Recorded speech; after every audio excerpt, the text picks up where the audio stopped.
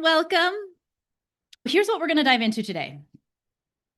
And this one might get a little feisty. This is a huge energetic that is blocking the flow of revenue, impact, and clients in your businesses, no matter what level your business is.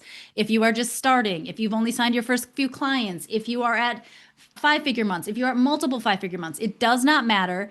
This energetic, this thing is one of the core culprits that is plateauing revenue, blocking clients, and making you, me, and pretty much everybody invisible. It's a pendulum.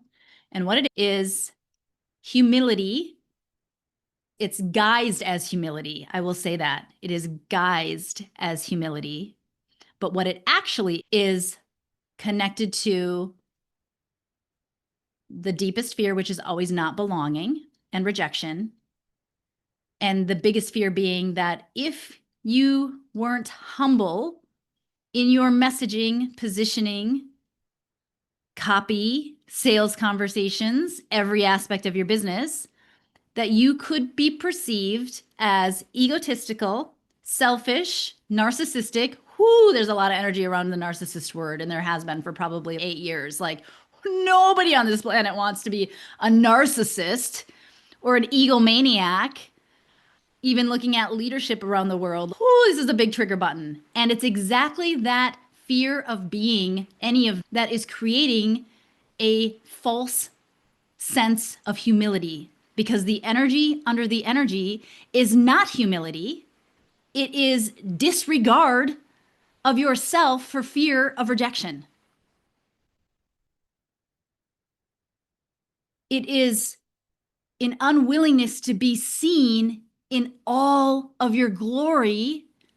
It is a dimming of your light and your power and your potency, all in the name, in the rationalizing name, in the level 3 name of I'm humble, I'm modest. It's not about me, it's about you. It's for you. And that is exactly the thing that is then not being, people are not able to entrain to your certainty and knowing of who you are, the gifts you hold, the transformation you facilitate, and the catalyst you are in the results of people's lives of what they're looking for. So I want to check in here and just hear, who is this message for today? Who knows that you are playing nice and being palatable and being small in your messaging and in all of your business because you would be mortified if somebody thought you were egotistical, self-centered, and braggy?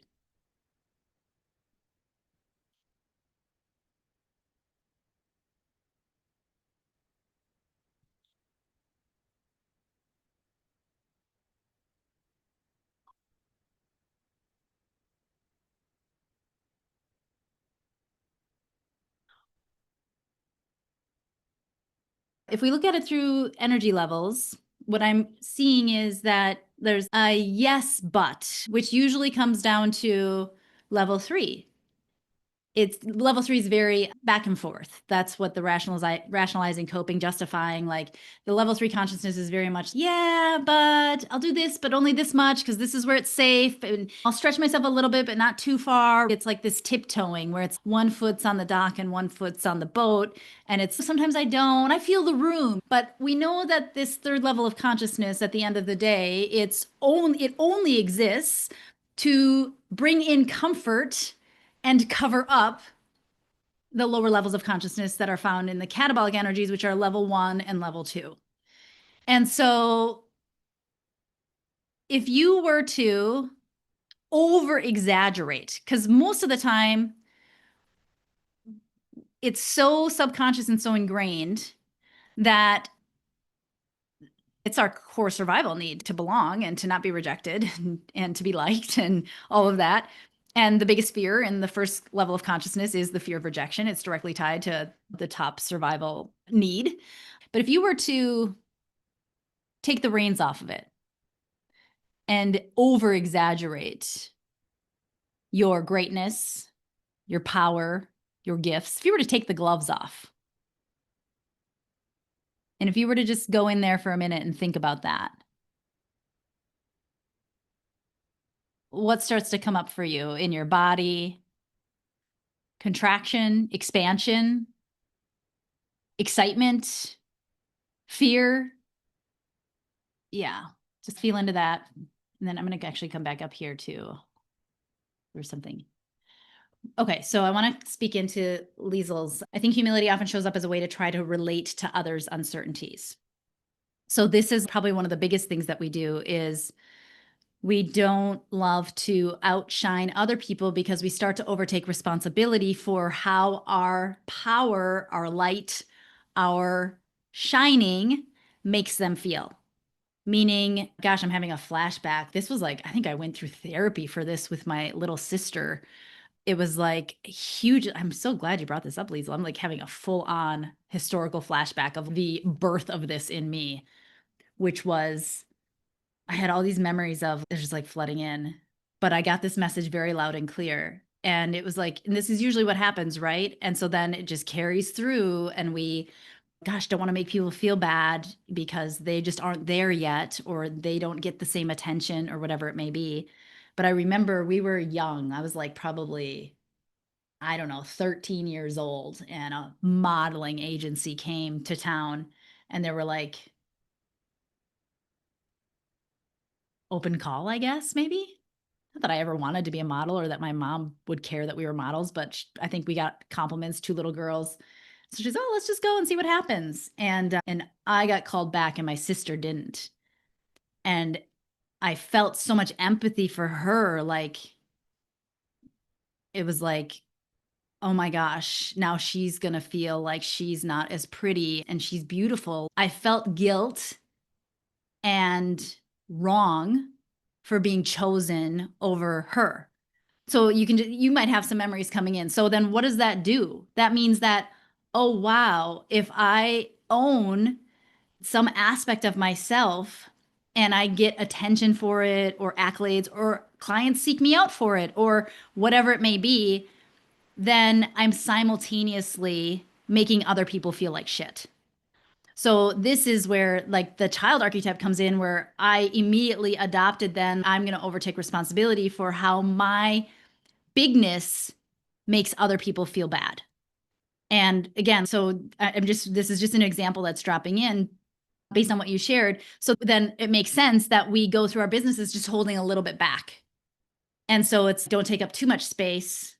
Don't shine too bright. This is the Elsa syndrome. So I talked a lot about this early in my business because I attract a lot of Elsas. And the Elsa syndrome is the show Frozen. Elsa has this super magical power, and all of a sudden it goes off at a time that then hurts her sister, and her parents are like, hey, we got to be careful with this. Nobody can know that you have this. It's dangerous. So she puts a glove on and she covers up her power and hides away and doesn't show up in the world because now she's also afraid of her power. This is the Marianne Williamson's quote: our greatest fear is not that we're inadequate, but that we're powerful beyond measure. And so I'm just giving you the rundown of Frozen if you haven't seen it.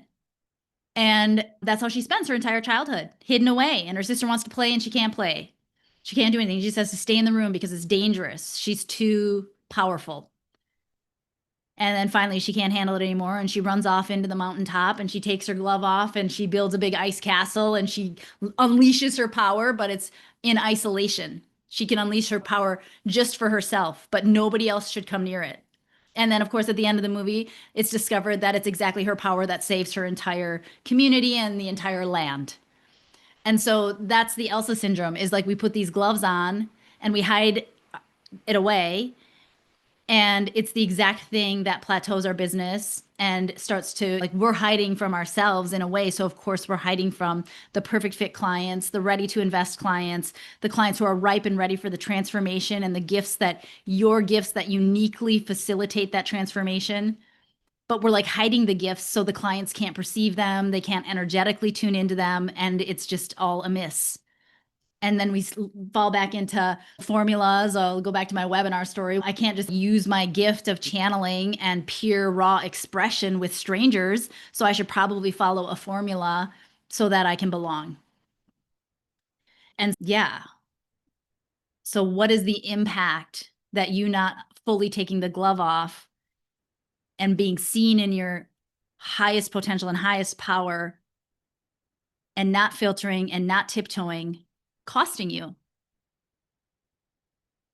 emotionally, mentally, spiritually, and financially?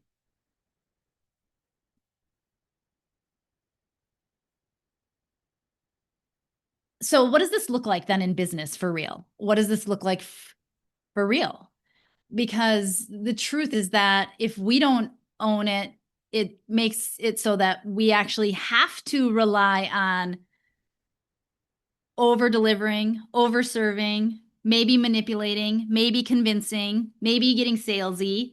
Now, I know pretty much everybody on this call, like the idea of being salesy would make you throw up in your mouth. But then the way that it shows up in the other way when we swing the pendulum in the other way is over delivering, over giving value, over serving. And we're now convincing from a prove it mentality. I got to prove my value. I got to prove the worthiness of this. So I'm going to give. This is my beef with Rich Litvin's. Go have a 2-hour coaching conversation so they can see the power of coaching. I'm not saying it's all bad. It works beautifully for some people, but if it's coming from the intention of I'm going to prove the value of this to you, you've already cut yourself off at the knees because it becomes a bottomless pit that there'll never be enough proof. And it's very challenging to sign clients if you're coming from a prove it. Let me show you, I'll show you how valuable it is, because we're making it all about the methodology or the us. This is the ego. That's what's really egotistical. That's actually more narcissistic than just saying I'm really fucking good at this and these are the results that my clients see and this is what I'm the best in the world at. Because when we own that and when we say that and when we recognize that in ourselves, it creates a belief in an entrainment and it's of service already to the person that's receiving your message, whether it's through your marketing or through sales conversation, because they have something to entrain into. Because if we don't stand in that belief and that certainty, how the hell are they going to feel confident in betting on themselves and stepping into it? I did a training, a masterclass, a webinar like many years ago, and I called it Jesus Christ Marketing. And it has nothing to do with Christianity, but it has to do with the fact that I believed, or what had come to me at that time was like, it was all just entrainment. So the stories of Jesus healing people, it was he the healer, or was his belief in healing something that people believed in so much that they healed themselves? That's what I believe happened. I believe that he held, if again, these maybe are all fables, myths, I don't know, I don't really care, but it's teaching us something very powerful. He believed so fully in the ability for people to have miracles and heal that he held that belief with such certainty that if people just came into a space, they entrained to that belief and they healed themselves. So this is what I'm talking about. Like when we're holding back or we're dimming or we're being relatable or palatable or not wanting to spark any uncertainty or insecurity in other people, we have just deprived them the opportunity to entrain to a certainty that in and of itself facilitates transformation before they even send you $1 or before they even get started. I don't know how many of you have had this experience happen, but it used to be every time I'd make a high ticket investment in a mentor or something, I'd get the majority of my results before I even had the first session. Why was that? Because the act of stepping into the investment alone was my declaration of belief in myself and betting on myself. And that is the energetic that manifests belief in knowing and taking the risk or putting my money where the belief was the thing that allowed the universe to show up and say, it's decided. She has decided that it is. And again, stuff starts showing up in the world. Like, I mean, I can't even tell you how many times it was like the second the decision was made from an energetic of belief and certainty, which partially also came from that mentor who approached the sales conversation with belief and certainty and possibility. I didn't even need to receive their guidance, their mentorship, their program, whatever it maybe was. Now, there was always more room to grow beyond that, but that tells me a lot about entrainment. And again, what a disservice it is for us to not own our brilliance, our power, our gifts, and take the gloves off, not in isolation like Elsa, but in public, because it unleashes possibility. It unleashes certainty and belief and faith in something that person has not yet created in their life. So the question to hold with this is, what do you know for certain about yourself? What can you look at in your life and say, I fucking did that. I achieved that because of who I was and who I am. One of the questions, it's actually my go-to question on my application page to work one-on-one with people. I used to always say it's important for me to see that people have had a track record of success, but it actually was never about that. It was more about, can they see themselves as successful? Can they see who they are and what they've achieved? Because if they can't, I can see them all day long, but it is going to be an uphill battle. It's the number one question I've got. My application for private coaching is probably takes people anywhere from 20 minutes to an hour to fill out. And if they can't toot their own horn and recognize their greatness, man, they're going to have a hell of a fucking time building a business. It's going to be hard as hell. And so where are you not tooting your own horn? Where are you not acknowledging yourself? Where are you not honoring who you are and what you've done? Where are you not standing in that truth? And I am like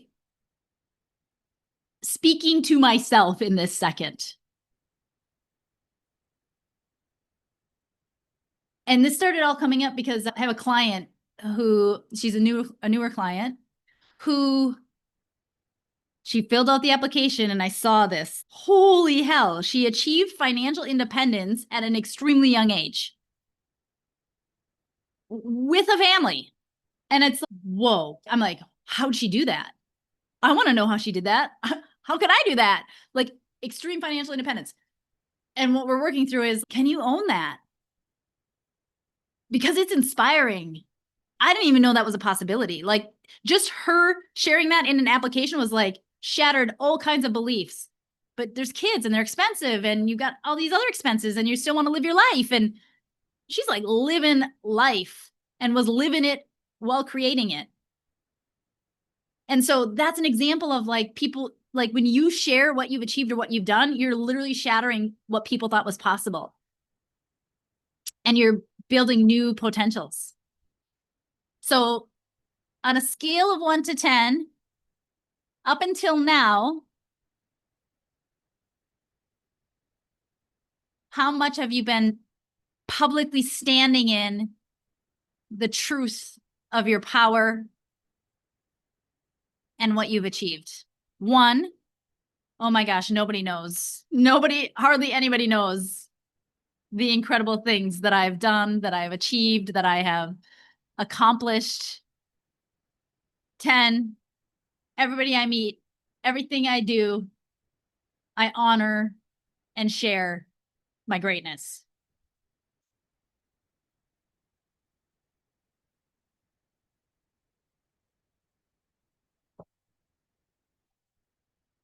Oh, 3, 4, 5, 6, 4. So we got some room. 3 to 5, depending on the audience. Great awareness, Terry. It'd be an interesting place to explore that. What makes the difference? Where it feels safe, where it doesn't feel safe, why it feels safe, why it doesn't feel safe.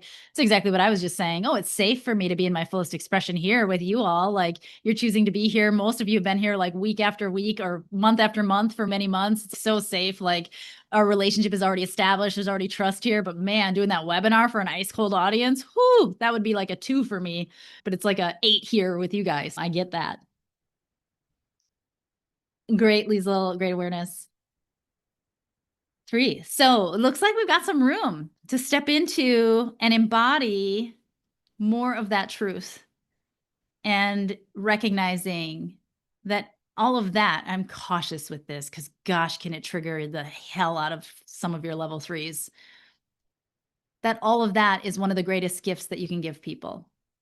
Like seriously, this client, I still think about it like every day. I think like when whatever she's creating, like I, I'm, I want to buy it or I want to understand it or I want to learn about it. And we're working like it's, oh, I don't know if I could say that. Oh, it feels really private. Oh, but she said it obviously privately to me. So it was like I received that gift. Gosh, I want everybody in the world to receive that gift. And I have a healthy wealth consciousness. Like, what would be possible for a lot of other people that don't even believe that you can have abundance of finances? Anyways, so I'm right here with y'all in that low mid range and also making a commitment to the tricky part about this is doing it in a way that is not coming from prove it, which is still just like acceptance, right? Seeking acceptance and belonging. Doing it from a way that is not, it's neutral. And that's really the deeper work that we all get to explore is it just, what if it just is? If it rolls off your tongue, like you said, I had chicken for lunch today. There's an ownership. It's not glorifying it. It's one of you said the glamorizing. It's not glorifying it. It's just ownership. It's self-honoring. It's truth. I'm wearing a jean jacket. I got a book deal from Hay House. And why does that one feel more wobbly than that I'm wearing a jean jacket? That's the work.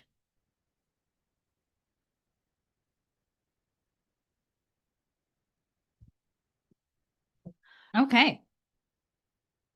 We're switching gears. So I guess that other piece dropped in intentionally today because I had another epiphany. We're doing a full pivot. I'm going to ask you to set an intention right now before we pivot.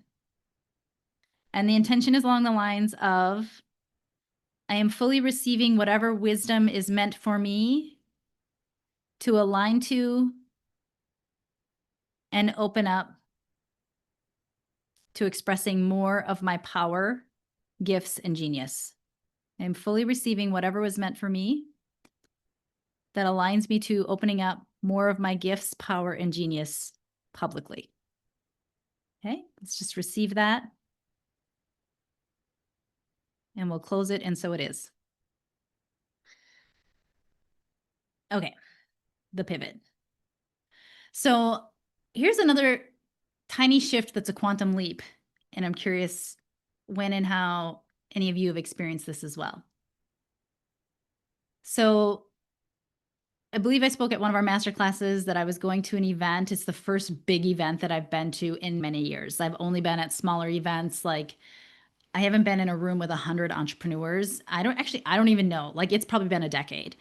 And I was super excited about being there and going and learned a lot, received a lot. The coolest thing was I made a fierce commitment to myself because I had a little social anxiety. Oh my gosh. And also feeling like I didn't fully belong in the room because my business, while net profit definitely matches the majority of the room, like the actual gross on the page of being a 7 to 9 figure business with 8 figure exits and all of this stuff was like, so I already had a little bit of imposter syndrome and social anxiety. However, I did a lot of intending and energetic work around that about knowing that just feeling like an immense sense of I belong everywhere I am, like really was the affirmation. I belong everywhere I am.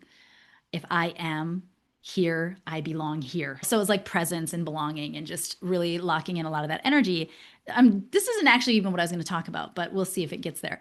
And so some really cool things happen because this particular group, like most of them are in mastermind together. So they've been to multiple events together. They know each other. They're friends. They're business partners. They're referral partners. There's a huge like community and it's super heart-centered and super generous, just like a beautiful community of people. And so not only Was there the not belonging? There also was the reality of most of these people have very established relationships. And I'm like a complete stranger walking into a room of people who have established relationships. And in the past, it would make me very uncomfortable, yes, but I would perform to be a part of it. Maybe I would be funny, or maybe I would just do certain things to be seen. So I wouldn't be invisible, and so I wouldn't just float off into a wall fly or whatever. And so the work that I done was like, I'm just going to hold my energy and my presence. And what was amazing was I was so comfortable being alone, surrounded by tens of 20s of people. And what was really cool, and I actually did this at the Hay House event as well, and part of it's being a projector, whereas it's just hold your energy and people gravitate. It let your energy just be the magnet. And so I sustained that this whole event and just honored my energy. When I felt like being there, I was there. When I felt like resting, I rested. Like it was just like there was no shoulds. I just totally flowed with anything and everything that I wanted to do. And so it was what was really cool was many probably ended up connecting with, like, probably at least 10% of that room was in the middle of a secret spiritual awakening. And somehow I became the hub of this, people, men of successful businesses disclosing what they were going through and like how everything was shifting and everything was changing. It was really cool. And it all just happened, just energy alone. Like I didn't have to do any performing. I didn't have to try to be seen. I didn't have to get on the mic and introduce myself. In fact, my friend who I was there with, she's like, you should stand up and introduce yourself. Tell people what you do. You're magical. And I'm like, no, I'm not going to do that just to be seen. So, anyways, but the reason where this is going and what dropped in today was after being at the event and opening up my field, I have been invited and pitched into probably about $170,000 worth of masterminds, private mentoring and coaching, services, like you name it, like personally pitched and personally invited. And my inbox, even people that weren't at that event, inviting me to free master classes that are conversion events or free day workshops. And so I'm getting like loads and loads of invites to be a part of these things. And what the message that came to me today was, it's so fascinating. I, for the first time in my life, love being pitched. And so my question for all of you is like, when you think about people pitching you, selling you, making offers, what comes up? How does that feel? For me, in the past, it would feel terrible. I'd be skeptical. It would ruin my trust of people. I'd feel like they were just being self-serving. Again, if this is how I'm seeing the world, how am I holding myself back? I don't want to be that, then where am I also holding myself back so that I'm not perceived that way? It's always these pendulums. But what's really cool about this is like what I realized was, and the message that came was like, I didn't being pitched because it put me in a position to reject people. And sometimes I would say yes and reject myself before I would reject them. I would even invest thousands of dollars to reject myself before I would reject them. This is the child archetype again. This is the shift from the shadow of the child, which is again overtaking responsibility for how my no might make people feel, but what the fuck do I know? And the discomfort that I was having with having to say no, or the discomfort I was having with saying yes, but meaning no. And so I didn't like being pitched, and I would project onto the people that would pitch because they would have made my life a whole lot easier if they didn't pitch, because they wouldn't have put me in the position to have to either reject them or reject myself. You see all the energetics in that? So I didn't like being pitched because I wanted them to be different than they were, so I wouldn't have to be making this decision. I'm abdicating all my power and responsibility and projecting all of it onto other people and making them be the bad ones, the inauthentic, greedy, money hungry ones, just because I couldn't own the fact of making an aligned decision and letting it just be an aligned decision. Now, I'm over exaggerating this energy. There's been lots of decisions I've made that I've said yes, that I've said no, but there was a period. And the reason why this is mirrored back to me now is like, All of a sudden now I'm being pitched and it's so easy. It's again a tiny shift that is a quantum leap of embodying a new identity that is also expanding the capacity to hold more clients, to hold more transformation, to hold more impact, to hold more audience, to hold more money. These are the tiny tweaks that increase energetic capacity to hold and receive more. It's tightening the receiving container. And I usually don't pick up on them until after the fact. And I'm like, wow, I was invited to a $35,000 program, a $20,000 program, a $10,000 program. On a call today, that'll be a $48,000 a year investment, but I already feel that's a yes. But all these other ones, it was like such a easy no. Nope, doesn't feel right. Nope, not right now. Not at this time. Feel free to ask me again. It might be different the next time you ask me, but right now it's a no. It's just like these intuitive, sovereign decisions. Sovereign is the power archetype that shifts, that tightens the container when the child's usually running the show. And so there's the sovereign, it's like a new flavor of the sovereign that I hadn't fully experienced until now.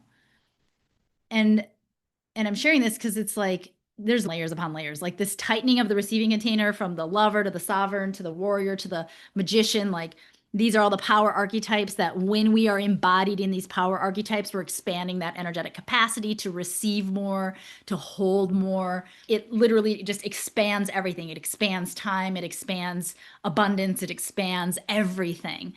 And I can see it now so clearly. It's just these tiny little shifts that all of a sudden crack open capacity that is far greater than the shift itself was. That's that whole tiny shift that are quantum leaps. Yeah, I'm just curious what's standing out to any of you about being pitched, being offered. I'm guessing many of you probably already have much of this sovereign energy locked in around this. I think it's like revolutionary. Oh my gosh, like how did I not see that before? That I wanted somebody else to behave differently so I didn't have to take responsibility for my no's or my yeses. Yeah, what's standing out about any of this message?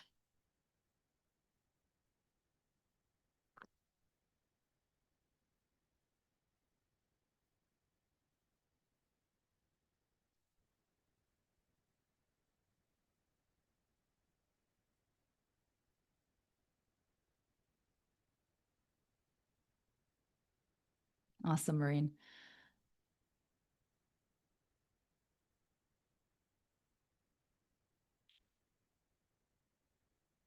Yeah, it's funny. I felt like we were pivoting, but it is really the same topic, isn't it? It just comes right back to not wanting to disappoint, not overtaking responsibility for people's feelings, not wanting to be rejected, not wanting to be seen a certain way. Yeah.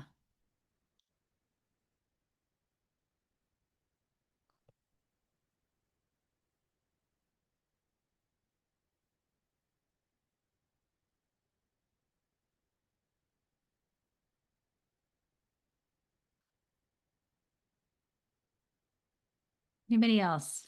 I'm going to give it a couple more minutes here.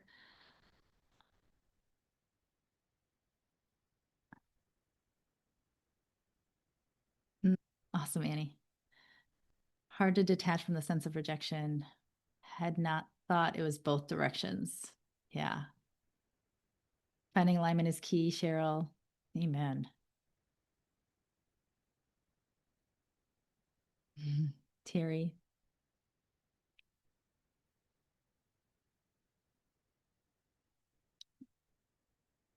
Not wanting to be seen a certain way, Shannon. Harder time saying yes than saying no. Get that too, Dory. It's whatever pattern is the most comfortable, or it's self-protection. It's self-protection in either direction. What are we protecting ourselves when we say, what are we protecting ourselves from when we say no all the time? Maybe being taken advantage of. So the greatest fear of level 2 is being taken advantage of. The greatest fear of level 1 is being rejected. And so it's like always going to be some sort of self-protection, either direction. Sure. Mm. I also don't like to say no because I don't want to admit that it's not the right time for me. Yeah, that is hard to admit, Terry. It's like we want it to be the right time, right? And sometimes we push the timeline along faster than it's meant to be because we want the time to be now, even though we intuitively know it's not right now. And this is another big shift and intention that I've been holding around sales conversations too. I really don't receive no's, I receive not yets, literally out of the mouth. It's like usually by the time we're even in a sales conversation of some kind, there's already a deep knowing that we're meant to work together. It's just, can we intuitively connect into the timeline of, is it now connecting into that? Like Terry, what I'm sensing from you is like you would create more of a sense of urgency trying to push the timeline along faster than it's meant to go. Or there's also the slowing the timeline down when it's ready to go fast because of fear and because of the change that comes with it. So yeah, time's a really interesting thing to play with, the yeses and the nos. And even as you're sharing that, and I'm tuning into a lot of these decisions, it feels really clear to me there's one that's a not yet, could be, but I don't know for sure. And I think that's also timing is really interesting because I don't know who I'm going to be embodied as even tomorrow or a week from now, especially when you talk about these tiny tweaks that are quantum leaps in consciousness and tightening a receiving container. Like one version of me, it might be ready for me in the future. However, I might adopt an entire another version of myself that's creating a completely different reality that makes that a not ever instead of just a not yet. So it's like a we'll see who I become. And in this timeline, it's still a match. And in this timeline, it's no longer a match. And one timeline is not better than the other. And then there's another one that's like a hard no, like not meant to be, and don't invite me again because the answer will still be the same. And so yeah, and then one of the invitations came from an old mentor. So I have a loyalty and an allegiance and a trust. And again, I'm just being transparent about my own energy and radical honesty. And I hear a loud no, and I still placated and said, do feel free to reach out again with another invite. However, intuitively, I feel that is a partnership and a mentorship that I will not be returning to. And so there's not even a need for me to open up that door to continue for them to extend invitations to me, right? But that would be another sample of the little slip into, but we have a relationship and I don't want to fear of losing. It's probably grief, right? Like fear of losing a relationship that was very meaningful, a mentor that I really admired and just got so much growth from working with, that now it's complete. Yet I just kept the door open because I probably didn't want to admit that it's complete. So anyways, there you go. I guess we're just processing energy here today personally. Thanks for holding the space, y'all. I'm getting curious around how it will feel to reframe that and making an aligned decision. It's not a rejection of that person, it's making an aligned decision and readying myself for what comes when I am aligned. Yes, Maureen. And it's also, I've had this strong belief, but it obviously wasn't fully embodied or I didn't get to put it into full practice until now. That alignment and that intuition, it's always for the highest good of everybody. That's why it's intuition, is that it already is taking into account the whole. And so that's the deeper trust is, wow, if this is feeling expansive, like this was pre-orchestrated and predestined for the highest good of all of us involved. And if it's I could talk myself into it because it sounds really good, rationalize my way into the yes. That's not intuition, and that's not for the highest good of the whole. That's me manipulating the energy in the direction to protect myself from being rejected or rejecting whatever it may be. So that's just me rationalizing my way into self-protection. And if it's a no, then it's not actually in their best interest to receive me as a client or as either. It just isn't. It's not for their highest good. It's not an energetic match. It's not aligned. And so that's that fully trusting the alignment and the expansiveness. And it's really cool that I've had this experience of all these coming in at one time, because my conversation that's happening later today, like it feels like such an easy yes, and it's probably the biggest investment. However, it's 100% aligned with the vision that I've gotten really clear on. So I think that's the other thing that gets really interesting when it comes to being pitched and making decisions around that is, how clear are you on your vision, and where does this fit into that vision? And if it fits in, it clicks in. It's click, like it's a piece of the puzzle manifesting for the vision and decision I just made. And if it's not aligned to the vision, it's a distraction and it creates static in the field. as opposed to simplicity, efficiency. And when I say efficiency, it's not level 3 efficiency. It's recognizing that energy self-organizes if we allow it to, and energy always gravitates to the path of least resistance and the most efficient use of life force energy. And that's what intuition guides us to. But then trusting the gut check of this is not for me and honoring my own intuition. Oh, and there's Annie, of course, speaking into intuition. I just was same wavelength, which was speaking to for me. This is probably the biggest takeaway. Awesome.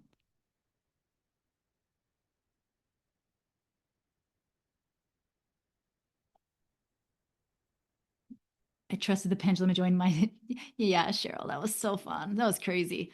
Transform my life and the lives of clients in ways that I could not imagine. Yes. By the way, Cheryl Dalton is like a freaking magician when it comes to the body and healing the body. She did some work with my son who had an injury over COVID with baseball. He was walking like a bird. It was like we were in the middle of Wisconsin Dells and he could barely walk. And Cheryl and I were working together, and she does some crazy magic and magical healing stuff. And within hours after seeing Cheryl, my son was like walking like a normal human again. And he doesn't really believe in that stuff.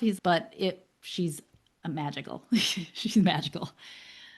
Yes. And so many people, once they saw Cheryl in her gifts, owning her gifts, interesting, this is coming up, owning your gifts and declaring them and honoring them. Many of the clients in that mastermind also chose to receive healing and transformation from Cheryl's gifts because she spoke it into, this is what I do. This is what happens. I can't always explain it, but people heal, people this, people that. I work with the body, I work with the bones, I work with the structure. I can see in a second, walk, I'll see exactly where. She just owned all of it.